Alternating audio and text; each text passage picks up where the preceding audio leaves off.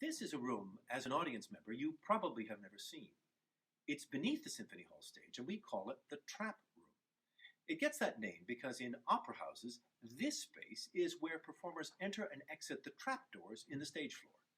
For us, it serves as a glorified storage space where our grand pianos and all our exotic percussion instruments live when they're not being expertly played by our orchestra and guests.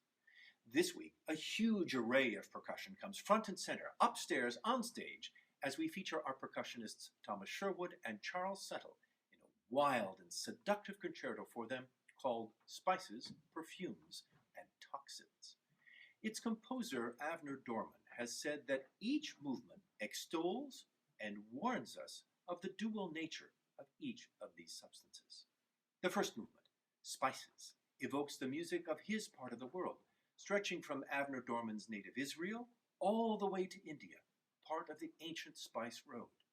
Spices can enhance your senses, but in excess they can cause harm. Perfumes, the second movement, almost sounds like a Baroque opera aria. It recalls a time in our history when these concentrated scents provided not only allure, but were used to cover up very bad smells. And finally, toxins. In small doses, they can bring ecstasy, but abused, they bring death. The furious energy of this finale is musical onomatopoeia for the hallucinogenic power of toxins.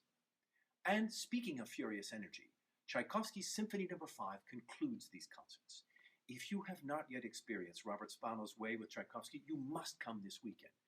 Robert and our great players find just the right balance between melancholy, sweet nostalgia for happy times never to return, and the elemental power and grandeur that is Tchaikovsky's alone.